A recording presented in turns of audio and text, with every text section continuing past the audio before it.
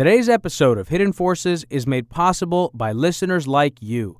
For more information about this week's episode or for easy access to related programming, visit our website at hiddenforces.io and subscribe to our free email list. If you listen to the show on your Apple Podcast app, remember, you can give us a review. Each review helps more people find the show and join our amazing community. And with that, please enjoy this week's episode.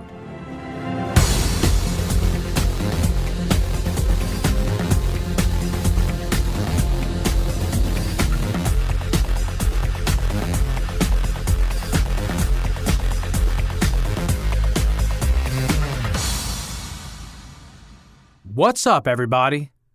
My guest on this episode of Hidden Forces is Soner Çağaptay. Soner is the director of the Turkish Research Program at the Washington Institute. He's written extensively on U.S. Turkish relations, Turkish domestic politics, and Turkish nationalism, and is the author of several books on Turkey, including his latest, Erdogan's Empire, Turkey and the Politics of the Middle East. This episode has been a long time coming.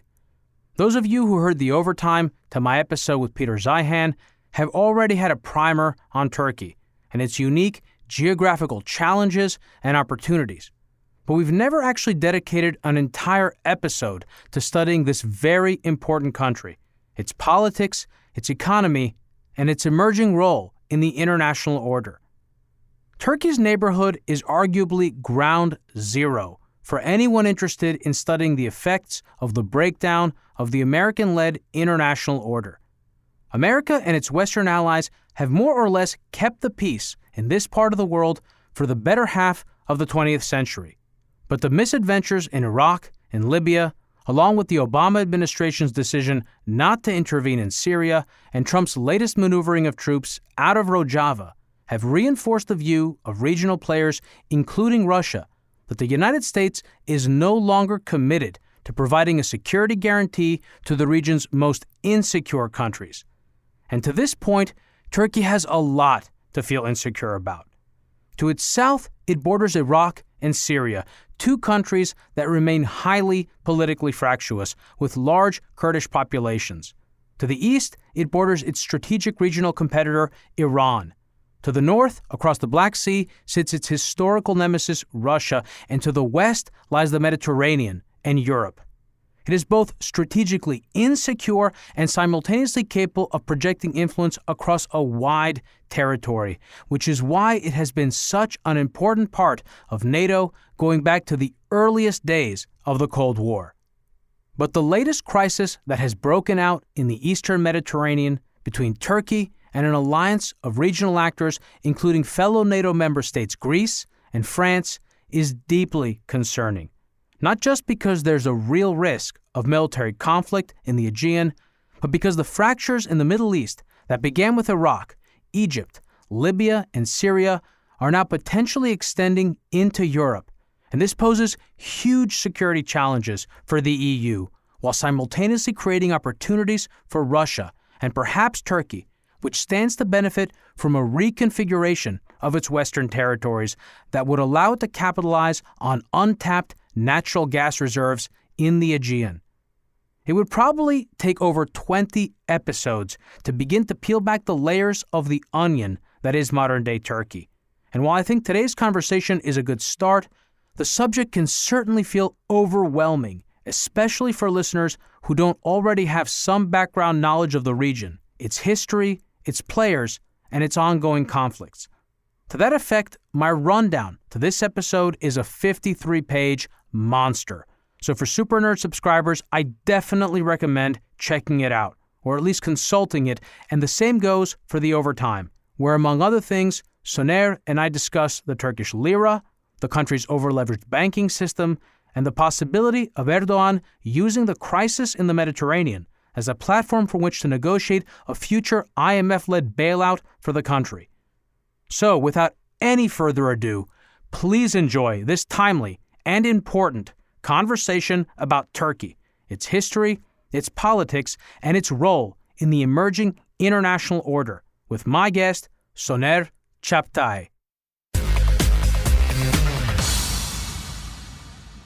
Soner Çağaptay, welcome to Hidden Forces. It's a great pleasure. Thanks for having me. It's my pleasure to have you on. I hope did I get your name right?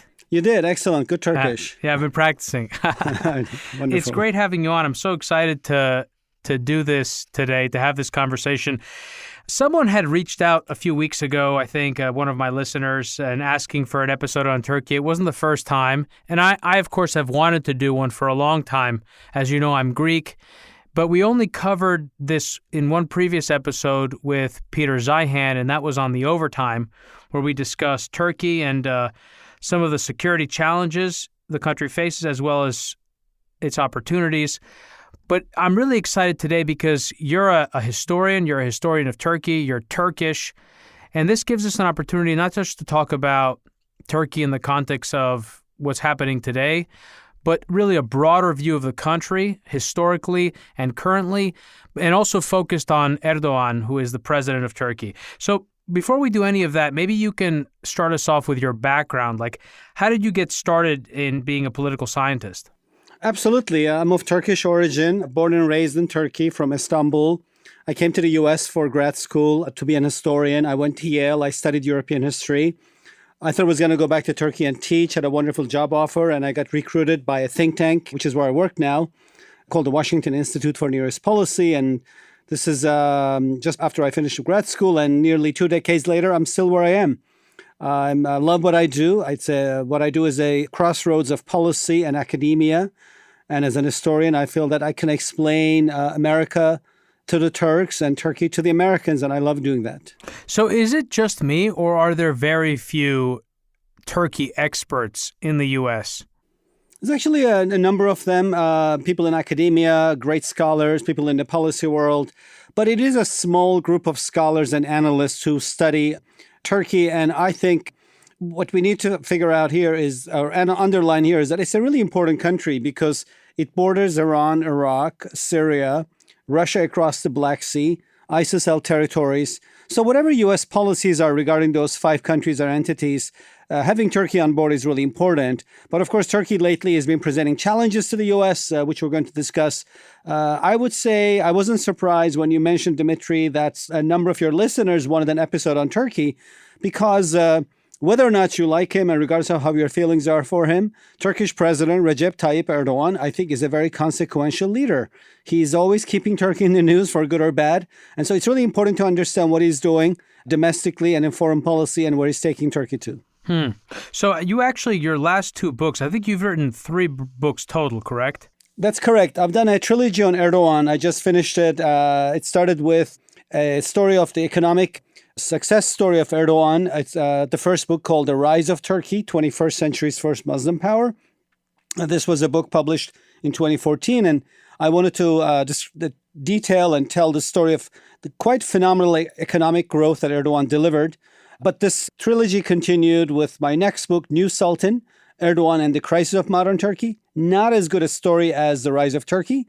This was about Erdogan's political side as a nativist populist leader who has thrown Turkey into a deep political crisis.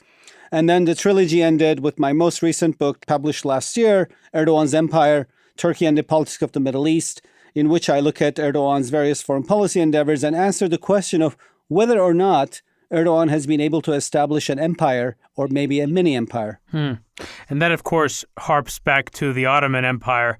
I wonder, how important is it for people to understand the Ottoman past, Turkey's Ottoman past, in order to understand modern-day Turkey? Very important. So nations that were great powers once, Turkey, China, Iran, UK, Brexit vote, have a malleable and often exaggerated sense of their heyday. And I believe, Demetri, this comes with a propensity to be inspired by leaders who can speak to this narrative and embody it. That's Erdogan. Erdogan has basically embraced this Ottoman dream. He said that under its 20th century leaders, known as Kemalists, after the middle name of Turkey's founder, Mustafa Kemal Ataturk, Erdogan said that these Kemalists created an inward-looking Turkey that was just happy to be a small player in international politics. He promised when he came to power through his Justice and Development Party, AKP, in 2013, Erdogan promised to make Turkey great again. I'm not making this up. That was his rhetoric. And he said Turkey can become great again only by and through influence in former Ottoman countries, especially in Muslim-majority countries. So here's how it goes. We said nations that were great power once, such as Turkey and China and UK, never forget it, especially if this memory is fresh. The Romans used to measure time by a unit called seculae, which meant the number of years that had to pass between the time an incident happened and all the people who were alive at the time of this incident died.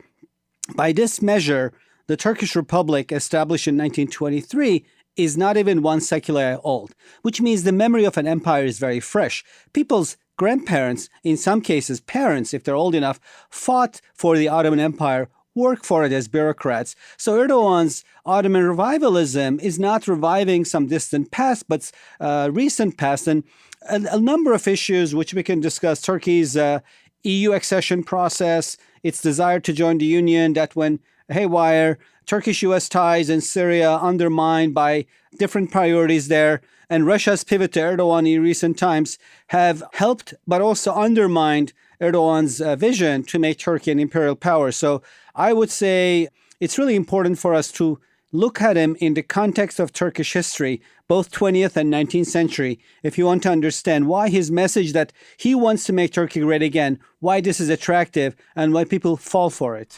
Yeah, I actually want to talk about all those things. I think especially the EU accession story is a very interesting one because on the one hand, you could argue that the EU should have done more to court Turkey, but on the other, you could ask, well, I mean, Europe had a hard enough time keeping the Union together with Great Britain seceding. Yeah. So, correct. The question of does Europe have borders and where are those borders? And then on top of that, Turkey is a Muslim majority country, and does Europe consider itself to be a Christian continent? So there are all these issues that come up there. But, something came up to me because I had written down a question to ask you, which is what does the foreign press get right and what does it get wrong when thinking about Turkey and Erdogan? But that also makes me think about, what do Turkey's citizens themselves get right and what do they get wrong when thinking about their Kemalist secularist past and when thinking about their Ottoman past? Oh gosh, you have asked me so many questions. So let me try to unpack it. Yeah, you could take the last. We could end. The larger point is the Ottoman past that Erdogan has put forward and that is seemingly so appealing. Is this a caricature? How accurate is this? Oh, absolutely. I think that Erdogan's version of Ottoman past is imagined. It's a caricaturized version of the Ottomans, and so revolutions need to justify themselves by characterizing the systems that they overthrow as being completely backwards. And this is what Ataturk's revolution did. At the end of World War I, the Ottoman Empire collapsed. Ataturk established modern Turkey out of the ashes of the Ottoman Empire after liberating it from Allied occupation. Then he went on to reform it and make it secular. He got rid of the entire Ottoman system. He was a political revolutionary. To justify his revolution, Ataturk cast the entire Ottoman past as sort of the Turkish version of the Wahhabi state, backward, obsessed with religion, had nothing to do with Europe or Western modernity.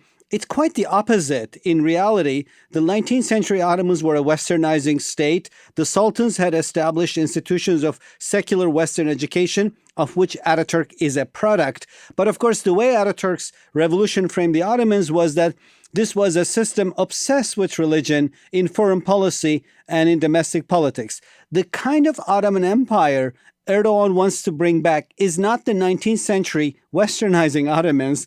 It is the caricaturized version of the Ottomans that Ataturk's revolution taught to generations of Turks in the 20th century, including Erdogan, who went to school in the second half of the 20th century and was exposed to a Kemalist Ataturk-inspired curriculum. So Erdogan wrongly thinks that the Ottomans were parochial, short-sighted, I'm using these words, in his words, all about Islam, all the time, everywhere. And he wants to bring that kind of a religious political view back. So I think he's trying to revive a caricature that was taught to him by Kemalists. So I blame Ataturk for Erdogan's misplaced fascination with the Ottomans.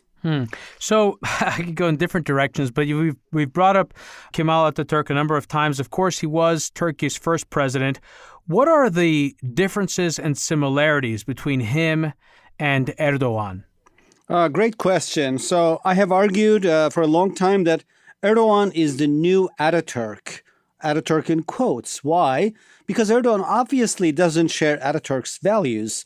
Ataturk, who founded Turkey at the end of World War I, out of the ashes of the Ottoman Empire, had a specific vision of what Turkey ought to look like. And those were his values that he wanted to see across Turkish society. He envisioned Turkey to be a secular, Europe-facing, Western society.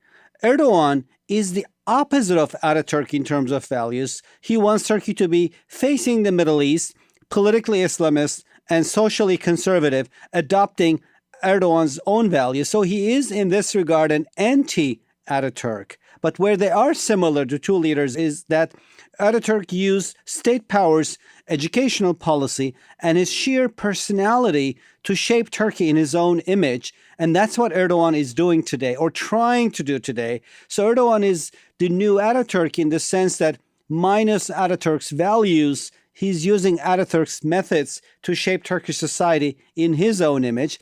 But the problem for Erdogan is Ataturk was not a democratically elected leader. He was Turkey's liberator. He had immense gravitas as a liberal founder. And so he basically could do whatever he wanted to. Erdogan is democratically elected. He faces a fierce democratic opposition. So Ataturk revolutionized Turkey in his own image. Erdogan wants to revolutionize Turkey in his own image, but that's not possible in a democracy. On top of it, during the early 20th century, educated Turks supported Ataturk's agenda. When he changed Turkey's alphabet and secularized it, pro-Western Turks who were educated were behind him.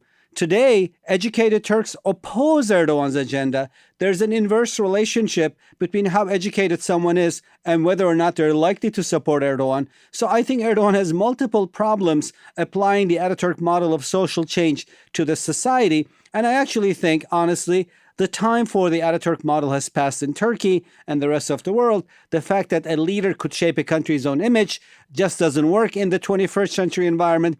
But I don't think Erdogan has embraced this fact. I think he's really trying hard to become the new Ataturk, meaning minus Ataturk's values, and shape Turkey in his own image by using his power. Well, that's notable because, of course, Ataturk was a secularist, and Erdogan is actually promoting this Ottoman sort of Islamist Muslim past. And then, of course, there's the point about the educated classes, which are super important, and Turkey's experiencing a bit of a brain drain as a result of some of this. And the democracy component is a problem, right? Because, I think you've said that half of the country vehemently opposes him. So, maybe to take the first point about the Ottoman past, what is so appealing about Turkey's Ottoman past to the population that supports Erdogan? So, first of all, Erdogan's big appeal is not his pro-Ottoman foreign policy. It is the fact that he delivered quite phenomenal economic growth until recently. That is the main reason why he has won over a dozen nationwide polls. And it's also the reason why, because Turkey's economy went into recession for the first time since Erdogan rose to power in 2018, it's the reason why he lost elections for mayors in local polls in Istanbul and Ankara and other cities, meaning foreign policy is part of the Erdogan package, but it's not why he wins. It's attractive if the economy does well. He sells the electorate a dream of national greatness. And I think that has to do with the way Turkey's foreign policy has worked or not worked in the first decade of the century, starting with accession to the European Union. I've often grappled with what I call Erdogan's inflection points. I've tried to be an honest analyst of Erdogan's career and tried to find out why he picked this thing and not that path. When he was given a choice of embracing the EU accession process further, why did he abandon it? Why did he pick option B and not option A, which would have been going to the EU? It takes two to tango. I think Erdogan was perhaps never sincere about a EU accession process. I think he embraced the EU process in order to undermine and push aside secularist Turkish military. The military in Turkey always considered itself to be the grand arbiter, if unelected, of Turkish politics. It interfered in the democratic process, and it had a strongly secularist bias. Erdogan was afraid of the military because he comes from a tradition of political Islam, and he saw it as his biggest threat. Now, in 2004, the European Union told Ankara, at which time Erdogan was Turkey's prime minister, that if Turkey wanted to get into the EU, it had to take military out of politics. Erdogan happily obliged because that was like a God gift present to him. Someone was telling him, take the EU out of politics. And at the time, 80% of Turkey's citizens wanted to join the EU. So there was near universal support behind Erdogan as he made reforms, passed legislation to take the military out of politics. I think that's an interesting point to just emphasize here for listeners, because a lot of Americans and other foreigners think of militaries in the Middle East. They think of a country like Iran. It's not exactly the Middle East. It's the greater Middle East. They think of the Revolutionary Guard, and they see the military as being aligned with the Islamist State. But in Turkey, it's very different because the military is really harps back to its Ottoman past. It's secularist, to your point, which is why he was happy to actually break up the power in the military. Of course. Remember, we just spoke about Ataturk. What was Ataturk's job before he liberated Turkey? He was an officer in the Ottoman army. So once he became Turkey's president and took off his uniform, became a civilian, he always saw the military as an institution that would carry on his legacy. So the military in Turkey was strongly pro-Ataturk, Kemalist in the 20th century. It was strongly pro-secularist, and it wanted to undermine political Islamist forces, including Erdogan, who actually was elected first time in office to become Istanbul's mayor in 1994. Erdogan at the time was a member of a political Islamist faction known as Welfare. The military actually interfered in politics to kick this party out of government. So Erdogan knew that it was not a matter of if, but when the military would strike again. And he wanted to go for the first strike and not give the military the opportunity. And the EU provided him with that window of opportunity. So once he passed reforms, sidelined the military, I argue, Demetri, that Erdogan dropped the EU accession like a hot potato. He was never interested in making Turkey a consolidated liberal democracy, which is what was required at the time for countries who wanted to get into the EU. So ironically, EU accession and their liberalizing reforms was an expedient for him to centralize power into his own hands. That's correct. Turkey. And I think the EU misplayed its hand, and they probably allowed Erdogan to take this path because, you know, it takes two to tango. Just as Erdogan dropped the EU accession like a hot potato, EU's key countries, France and Germany, dropped Turkey's accession like a hot potato as well. These two countries, in my view, never really wanted to have Turkey in the Union because given its demographic size, Turkey would be a third, large power inside the EU, equaling in size or matching in size the power of Germany and France. So these two countries created obstacles ahead of Turkey's EU accession, loopholes, which made it impossible for Turkey to join the Union in the foreseeable future. I recently did a lecture. Someone asked me, what does Turkey need to do? I told them it needs to negotiate with the EU and implement EU's legislation known as acquis communautaire. They said, around how many pages is that? I said, 200,000 pages. This was an Air Force colonel. He said, well, how much have they done? I said, 1.5 pages. He put it into his fancy calculator. He said, it's going to take 200,000 years to become a member. So even if you wanted Turkey to join the EU, you don't believe it will happen. Erdogan doesn't care because all he wanted, I think, about EU accession was to use that to sideline the military. But having said this, had the EU kept a fair accession process for Turkey, what is fair? Turkey is a large country and nobody expects it to join the EU tomorrow. Accession talks with large countries take about a decade. Countries comparable in size to Turkey demographically, economically, politically, such as Spain, Poland, UK, it took them over about 10 years to join the EU. So Turkey started accession talks in 2015. The idea that it should be ready around this time to join the EU, but yet Croatia, which started accession talks with Turkey, great country, speak their language, deservedly joined the EU in 2013. So you got Croatia, which goes in as expected. You got Turkey, which is given a 200,000-year timeline. So I think Erdogan played the EU while the EU thought it was playing Turkey. And, of course, the accession plan didn't begin in 1959 or 1963, but 63 was when they signed the Ankara Agreement. So it has been a long process. But again, the issue of EU accession and integration with Europe brings up the larger cultural, historical forces. And one has to wonder, looking now retrospectively, if a country like Britain had to exit, what would have happened with a Turkey? So it's certainly complicated. And there was also, I think, speaking of inflection points, I think it was, when was it that Cyprus was accepted? Was it 2004? Cyprus joined the EU in 2004, just a year before Turkey started accession talks. And I think that for countries, France and Germany, that wanted to give Turkey a new category of partnership with the EU, they call it special membership, but not full membership. Cyprus provided the right excuse, because Turkey doesn't recognize Cyprus, for them to say, oh, sorry, you can't really come into this club. But this is after they told Turkey it could come in first, because there has never been a case that the EU started accession talks with a country and these talks did not end up in membership offer. Right. And the EU suggested to Turkey that in the case of Ankara, that might not be the case. European leaders said, talks are open-ended, we can't guarantee anything. So I think that EU thought it could kind of put Turkey into this triage room where it waited forever. As you said, Turkey first applied to join the EU, or the EU's predecessor, European Economic Community, in 1963. That's before I was born. So you can see how long it's been waiting in triage room.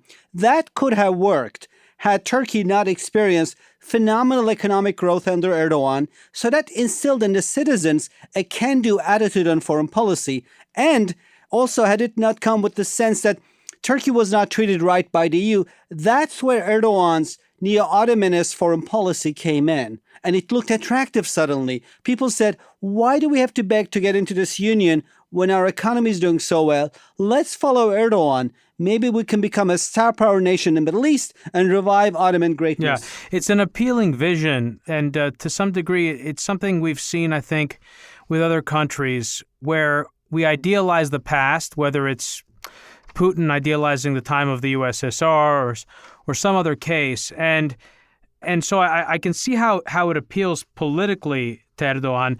We're going to jump back and forth now a bit. I mean, I do also, in speaking of sort of inflection points, not only is the case of Cyprus interesting because that could have led to unification, and now we're seeing renewed problems in the Eastern Mediterranean around not only Greek but also Cypriot continental shelves. And I also want to talk about the 2016 coup because that was really a traumatic event. But let's kind of fast forward a little bit and get to where we are today, because some of the recent really important items that have changed since you wrote your last book. One was the push into northeastern Syria by the Turkish military and the takeover of that region of Rojava after the U.S. began to pull troops out or pull U.S. military out. And then the other is what I would say is not an exaggeration to say a crisis unfolding currently in the Eastern Mediterranean that is involving more and more players, not all of them regional. It started with regional players, with Greece and Egypt. You could say perhaps Libya, certainly Turkey, and Israel to some degree. It's already pulled in France, who have sent not only battleships to the area, but also planes, and the U.S. potentially. What is going on with the Eastern Mediterranean, with the East Med pipeline, with natural gas reserves in the Mediterranean? Fill our listeners in so we understand what is going on there right now. So broadly speaking, Erdogan has departed from Turkey's 20th century foreign policy model, according to which Turkey saw itself following the legacy of Mustafa Kemal Ataturk as part of Europe and the West. Erdogan deals with the West. He has a contractual relationship, give and take with Europe, but ultimately he does not believe Turkey is a European or Western state par excellence. And so that means he doesn't mind conflict and confrontation with European and Western powers. And we're seeing this kind of play out in the Eastern Med, where Turkey's involvement in the war in Libya has put it at odds with the supporters of rebel forces led by General Haftar in the East. So there was a civil war in Libya that had reached a point of stasis in 2019. Turkey was backing the internationally recognized government in Tripoli, and Turkey's regional opponents, UAE and Egypt, were backing the force of General Haftar in the East. And enter Vladimir Putin, who I believe is one of the craftiest foreign policy practitioners today. What does that mean? Crafty because he achieves so much by doing so little. So Putin saw an opportunity. There's a civil war where no side is winning. He decided to help one side, the force of General Haftar. He sent in what is called Wagner's army. These are Russian special ops with no formal paper trail connecting them to Putin, but everybody knows they are Russia's army. And Wagner's deployment to the field in Libya made Haftar a critical threat to Tripoli, the government there, because now Wagner came in with nighttime warfare capability, the ability to shoot down drones and snipers. Suddenly it looked like Tripoli was going to fall. And to whom does Erdogan go for a deal? He goes to Putin. So first Putin is the arsonist. He creates a fire, and now he's the firefighter. He says, yeah, come to Moscow. I'll offer you a deal. And I think his deal is that he wants to become, in Libya, one of the sides to create a frozen conflict where Turkey will be the other side. It will deal with him. It's very similar to the situation that has emerged in Syria. So I think what we're seeing increasingly is Turkey that kind of doesn't agree with Russia, but deals with Russia in various conflicts. It has a lot to do, in my view, with the dramatic transformation of Turkish-Russian ties in the aftermath of the coup attempt against Erdogan in 2016. I can't emphasize this enough that this coup not only changed Turkey, but also changed Turkish-Russian ties, perhaps irreversibly. Is there any truth to the claims that Erdogan has made on multiple occasions that the United States played some role in instigating or supporting the Gulen faction that tried to overthrow him in 2016? Of course not. But here's how it goes. You asked me earlier about what about Turkey does the outside world get, and what about that the outside world does not get right? So I would say the biggest fallacy for anyone reading about studying Turkey is to commit what I call, I'm making this up, I hope it's a Latin word, it's engage in what I call reductio ad Erdoganem, which means reduce Turkey down to Erdogan. Well, Americans have this problem with Putin and a lot of other people. They've they've done the same thing with Putin for years. Look, I think it's different because Turkey is different than Russia and Erdogan is different than Putin, because while Erdogan is autocratic, just like Putin is, Russia is not democratic and Turkey is. Mm-hmm. So Erdogan has a very vibrant opposition. Turkey is a very complicated place, demographically too big, politically too complicated for one person to control it. And I think sometimes people boil their view of what Turkey should be, or U.S. policy on Turkey, or what analysis of what Turkey should look like, to their passions to Erdogan. I would say in the first decade of the century, this was sympathy. A lot of people really liked that Erdogan was delivering growth, and it looked like he was making it more liberal. He was pursuing EU accession. I argue that he never really embraced the EU. And now the opposite is true. Passions for Turkey are boiled down to, unfortunately, deep hatred for Erdogan. So the view is he can do nothing right. Anyone who opposes him must be good. And when the coup plot against Erdogan happened, a nefarious attempt, because the country's capital, Ankara, came under direct military threat when it was bombed by coup plotters for the first time since the armies of Tamerlane occupied it. Very traumatic affair. It was very for traumatic. Turkish citizens. The images and video that came out of the country were very frightening. And not just only for Erdogan's supporters, but even those who opposed him. But United States and Turkey's other allies were late to reach out to Erdogan because at that time, view of Erdogan had soured. People were upset at him for his democratic transgressions, his policy in Syria. But guess who did not commit reductio ad Erdoganem? Vladimir Putin. He was the first leader to call Erdogan after the coup the next morning. And in my view, he basically called and said, "My friend Tayyip, what can I do for you? Would you like to come visit me in St. Petersburg?" Erdogan went to see him in 2 weeks. This was a dramatic and historic visit. Russia is Turkey's historic nemesis. It's a country that has always bullied the Turks. It's the one neighbor that the Turks have never been able to defeat. It's the one neighbor that has in fact defeated the Turks and their Ottoman predecessors over and over. By my count, as I wrote in Erdogan's Empire, the Turks and Russians fought 17 major campaigns. Guess who started them overall? All of them? The Russians. Guess who lost them all overall? The Turks. In Syria, when the rebellion started in 2011 and 12, Erdogan supported the rebels. Of course, Russia was supporting the Assad regime. The two countries, to me, look like we're on the verge of their 18th war, and you didn't need a crystal ball to figure out who was going to win. But the coup changed all of that because Putin suddenly realized there was a bigger prize, winning Turkey, reaching out to Erdogan. So I have a question, because obviously there's no question that the coup played a role, but how much did America's policy to support the YPG and Kurdish forces in Syria and their alignment with Kurdish forces in Iraq, how much did all of that play a role? It did play a significant role. So in Syria, in the beginning, Turkey and the U.S. had the same objective. They both supported rebels opposing Assad. But these objectives diverged after ISIS emerged. At that time, President Obama did not want to put boots on the ground. He saw ISIS as the greatest threat to America and its allies.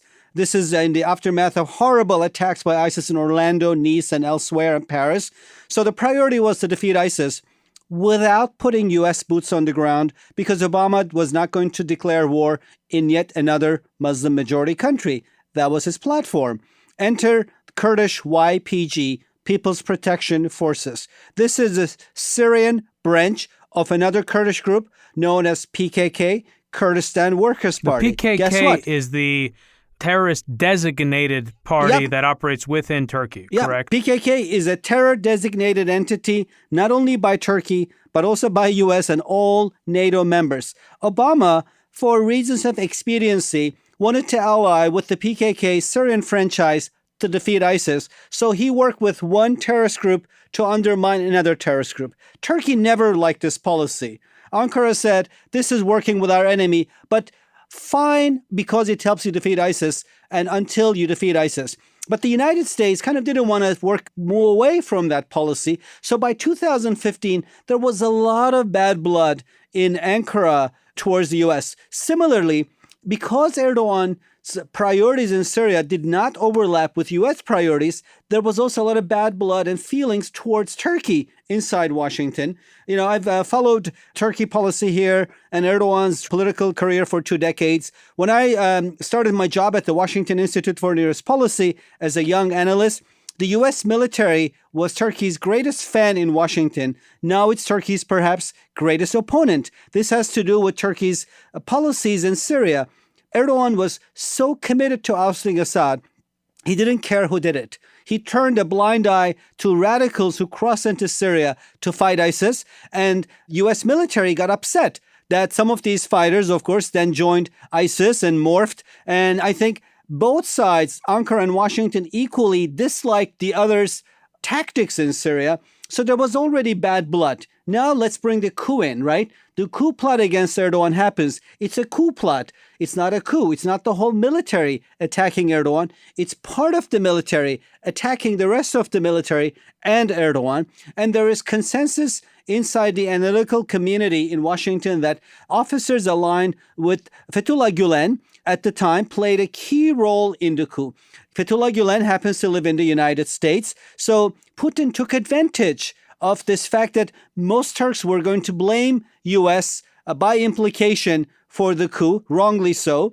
But he took advantage of this perception. He invited Erdogan, and I think that started a bromance, political bromance between the two leaders.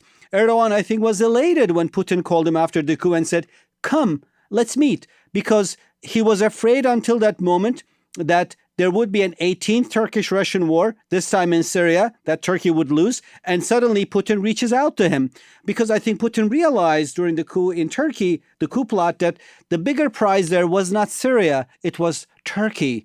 He could bring Erdogan into his fold. He invited him over. And where was the meeting? Not in the Russian capital, Moscow, but in St. Petersburg, which, as you know, is Russia's imperial capital. And where did the meeting take place in St. Petersburg? At the Konstantinovsky Palace built by Catherine the Great. Catherine the Great is the first Russian Tsar or Tsarina who defeated the Turks. So Putin basically told Erdogan at that meeting that took place 2 weeks after the failed coup against Erdogan, he said, look, my country has a tradition of bullying and bloodying the nose of your country, a tradition started by Catherine the Great. I, Putin the Great, will end it. Let's have deals. I think that's the biggest shift in Turkish foreign policy, an opportunity that Putin used to start a process of peeling Turkey away from the U.S. What was the first thing Putin allowed Turkey to do after that visit? He told Erdogan, you have my green light to go into Syria to undermine Kurdish YPG, an extension of this PKK that Turkey has been fighting. So I'm concerned that, because we've touched on so many different issues, I'm concerned that listeners who don't have any or remote amount of background and understanding about the area are going to really lose the thread here. Okay. So I'm thinking, so this region has always been politically, well, maybe it's a stretch to say unstable. I would say unstable. I would say, for example, that Saudi Arabia is unstable by that definition of the term. It's a rigid, strong monarchy, but underneath, it's fundamentally built on cheap resources that are going to run out at some point. And so when the United States moved into Iraq in 2003, I feel that it really broke something. And, of course, the Kurdish problem became a much bigger issue for Turkey after the U.S. invasion. And generally speaking, so many of the fractures that we've seen in the Middle East really emanated out of that. And so, when I look at Turkey and I look at Turkey's security situation, we've talked a little bit about Syria. This is a huge problem for Turkey, not only because of the concern about Kurdish rebels, not only because of the concern about ISIS, which, as I understand it, is less of a concern for Erdogan and Turkey than the Kurds, but also because of the refugee crisis. Turkey has taken in millions of refugees. This has also been a sore spot between Turkey and Europe because of the refugees that Turkey has allowed into Europe. But I sort of struggle to understand. So my point is, I understand the security concerns for Erdogan, right? I get that. I struggle to understand what he's doing in the Mediterranean, and I struggle to understand his overall vision. What is his objective? What do you understand to be his objective with his foreign policy specifically? I think that Erdogan's main objective in foreign policy is, number one, to use foreign policy to promote his brand domestically, that he's going to make Turkey great again. And secondly, I think he sees Turkey as a power that should be taken seriously by the United States, by Russia, and by countries around the Eastern Med. So here's what has triggered, in my view, Turkey's strong intervention in Libya.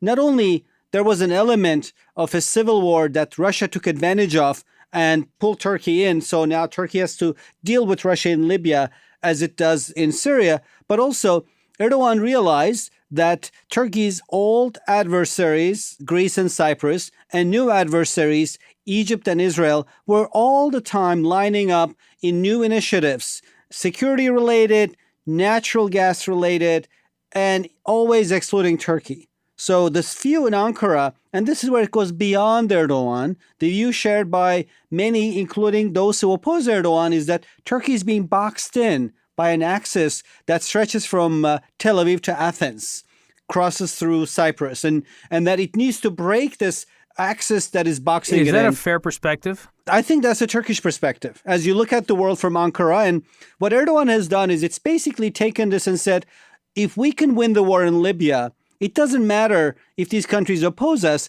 because they form an east-west axis. We can cut this with a south and north axis, meaning connecting the Turkey shared and maritime Libya. zone between Turkey and Libya, the correct. proposed new map.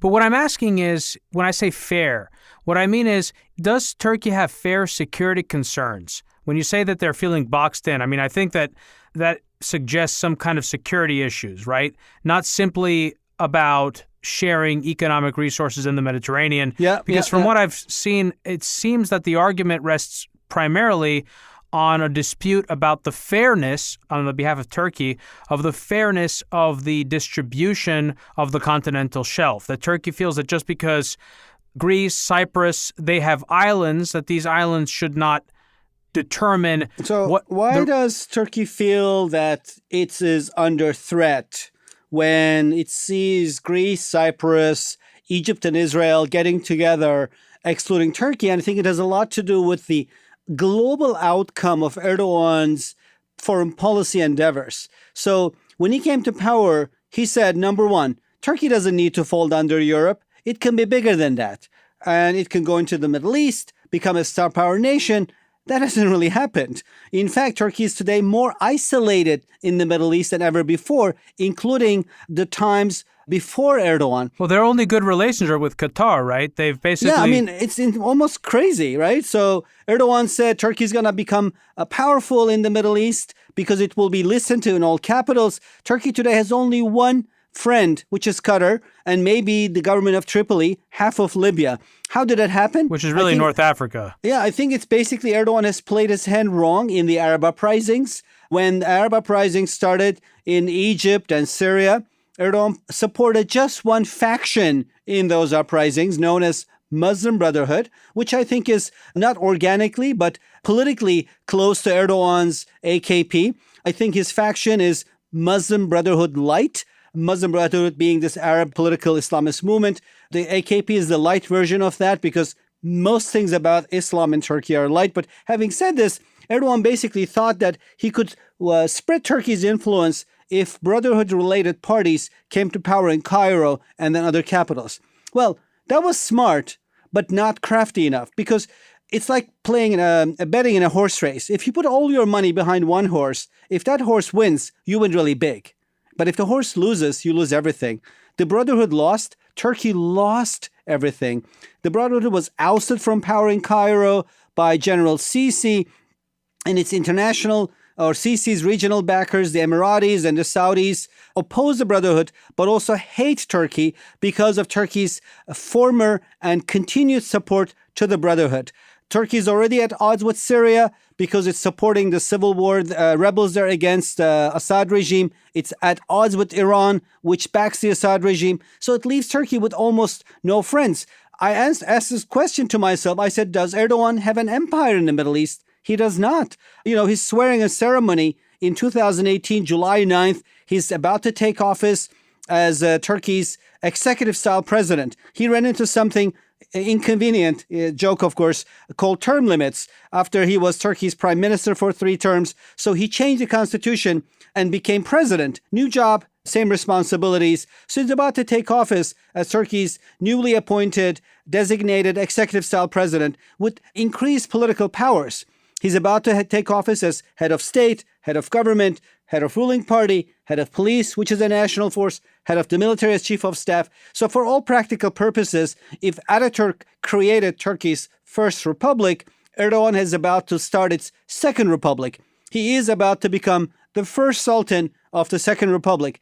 Guess which Middle Eastern country is there to say you have done so well? Not a single monarch or head of state, with the exception of Emir of Qatar. So clearly Turkey has no friends left. And I think this is why when it sees its neighbors lining up, it perceives threat because it doesn't like any of them and it doesn't get along with them anymore. It's interesting. It sounds to me like Erdogan's decision to pursue a more sort of not just Ottoman, but Islamo-Ottoman conception of Turkey's place in the world was partly perhaps a opportunistic brand decision because of the climate in the Middle East post 9/11 and the perhaps rise of Islam as a popular calling front or brand. I mean, I'm not an expert on the Muslim world, but I sense that from what you're saying based on his intuition to align with the Muslim Brotherhood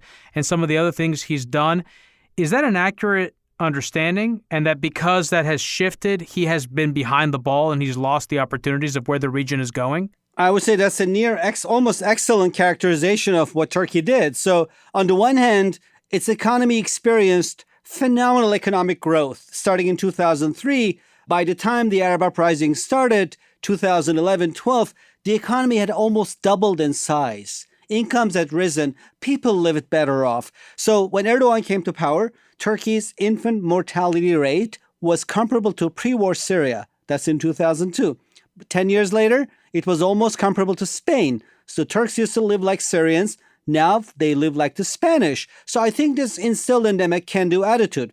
Then there's Erdogan, who is political Islamist, and he sees that dictatorships are falling across Arab countries and political Islam is the future, as he thinks it will be. So he decides to support these movements. It's completely opportunistic. And it is, in a way, although it's framed as Ottomanist, I think it's really about Turkish power, right? It's about Ankara having influence in Cairo. And I think what Erdogan misread, it doesn't matter who's in charge in Cairo. Egyptians see themselves as the dominant nation in the Arab world, as the dominant Sunni power in the Eastern Med. They were not going to let Turkey come and push them around. So Not only that, but Erdogan also opposed the ouster of Morsi, the leader of Muslim Brotherhood, who was elected president by General Sisi. So what does that make Erdogan and Sisi? Just to give you a sense of why Turkey feels so threatened by its neighbors, especially Egyptians. I think Erdogan and Sisi are each other's nemesis. Erdogan is the political Islamist who isolated and locked up secularist generals, and Sisi is the secularist general who locked up political Islamists. And so that means in Libya, it's a win-lose game. They can't both win, and they both have to therefore do whatever they can to humiliate and undermine each other. So in my view, unfortunately, that means Libya's civil war is no more fought by Libyans.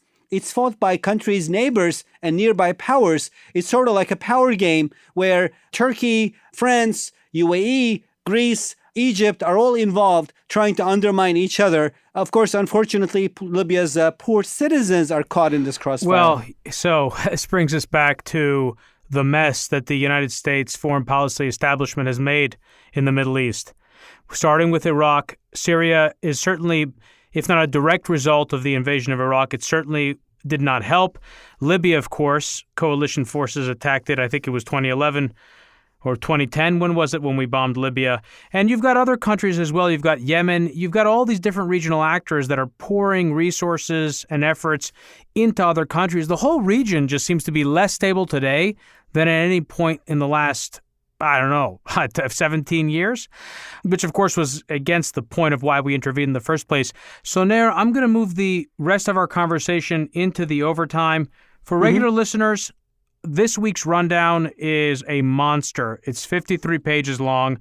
I'm concerned about people's ability to follow this conversation. So I think the rundown really helps this week because there are so many moving pieces. Those of you who heard our overtime with Peter Zahan know this.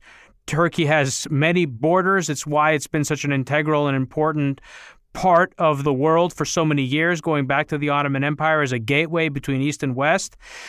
If you're interested in listening to the overtime, head over to patreon.com/Hidden Forces and subscribe. There are also additional tiers that give you access to the transcript and to the rundown. And there's also a scholar tier for those of you who want access to my personal time as well and who want to speak with me directly. Soner, stick around. We're going to move the rest of this conversation into the overtime. All right, thank you. Today's episode of Hidden Forces was recorded in New York City. For more information about this week's episode, or if you want easy access to related programming, visit our website at hiddenforces.io and subscribe to our free email list. If you want access to overtime segments, episode transcripts, and show rundowns full of links and detailed information related to each and every episode, check out our premium subscription, available through the Hidden Forces website or through our Patreon page at patreon.com/Hidden Forces. Today's episode was produced by me and edited by Stylianos Nicolaou. For more episodes, you can check out our website at hiddenforces.io. Join the conversation at Facebook, Twitter, and Instagram at Hidden Forces Pod, or send me an email at dk@hiddenforces.io. As always, thanks for listening. We'll see you next week.